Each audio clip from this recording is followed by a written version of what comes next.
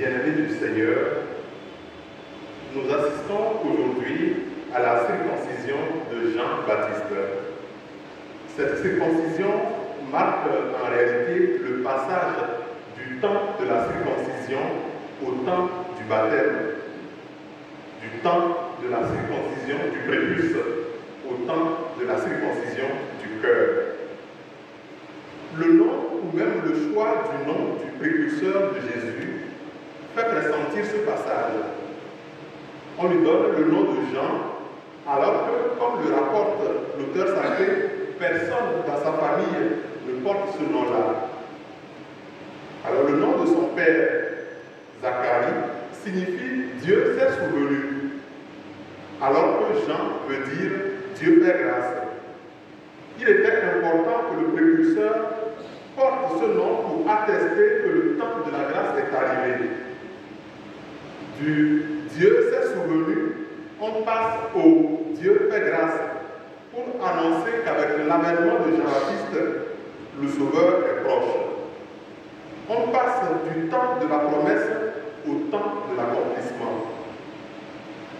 En doutant du fait d'accueillir un enfant pour lequel lui-même a prié, Zacharie a été frappé de silence. Son doute est coupable parce que rien ne peut empêcher le Sauveur de venir au monde. Et de même, la venue de son précurseur est une grâce dont il vaut mieux ne pas douter. La prophétie ancienne est comme suspendue en attendant la naissance du prophète du temps nouveau, le prophète d'un monde nouveau. Voilà aussi ce que signifie le silence du père de Jean-Baptiste. Zacharie aura compris que le temps du souvenir, le temps des promesses est révolu et que c'est désormais le temps de la réalisation qui est arrivé. Dieu fait mieux que se souvenir. Il fait grâce, il sauve. Pour le dire plus proprement, Dieu se souvient en faisant grâce, il se souvient en sauvant.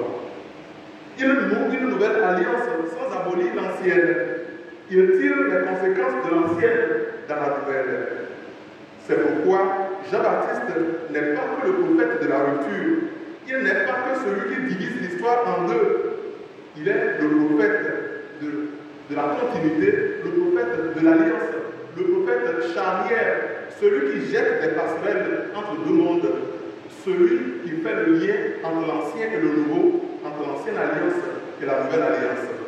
C'est le temps de l'accomplissement, mais c'est aussi le temps d'un dépassement. Bien-aimés du Seigneur, cette même tension entre l'ancien et le nouveau risque de nous inviter à quelques heures d'accueillir l'enfant Jésus, puisque nous nous préparons à l'accueillir. Et le premier message que j'y tire, c'est que nous sommes au temps d'un nouveau départ avec le Christ. Et chacun doit fortement marquer son nouveau départ, comme en faisant un pas en avant. Et avec toutes les conséquences que cela entraîne dans notre vie. C'est avec tout ce que nous sommes, c'est avec tout ce qu'il y a à sauver en nous que nous accueillons l'enfant Jésus. Et il nous faut nous laisser sauver par Jésus. Deuxième message, Jésus ne se contentera pas de nous visiter dans les vieux ferments de nos maisons. Il réorientera tout ce qu'il y a de bien dans notre vie vers son retour glorieux. Et Jean-Baptiste est déjà le Baptiste, même dans sa circoncision, puisqu'il nous invite à un sincère repentir.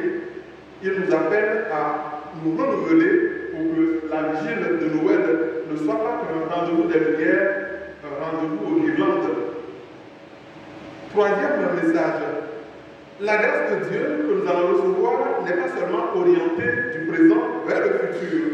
Elle agit sur notre passé aussi, elle transforme notre présent. Dieu fait grâce à son peuple à travers Jean. Et figurez-vous, Zacharie est le premier à en bénéficier. C'est toute notre personne, c'est toute notre histoire marquée par le péché que la grâce vient guérir. La grâce vient nous délier des liens d'un passé devenu trop pesant. Un passé dont nous sommes sans cesse prisonniers et n'arrivons pas à marcher à la suite du Christ. Nos histoires de famille, de tradition, on ne va pas les citer ici, sont un poids qui empêche notre élan d'accueillir Jésus et pourtant nous sommes tout lancés. L'Eucharistie illustre bien cette dynamique. La grâce que Dieu nous accorde efface nos péchés, elle guérit notre mémoire du passé, elle nous insère dans une nouvelle dynamique avec le Christ.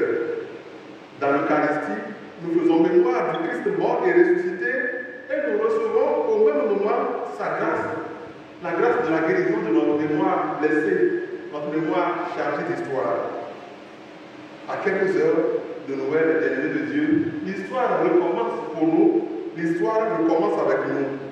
Dieu se souvient de nos péchés d'impatience, il se souvient aussi de nos péchés d'infidélité, mais il les pardonne, il fait grâce à celui qui se tourne vers lui, à celui qui va adorer devant la crèche.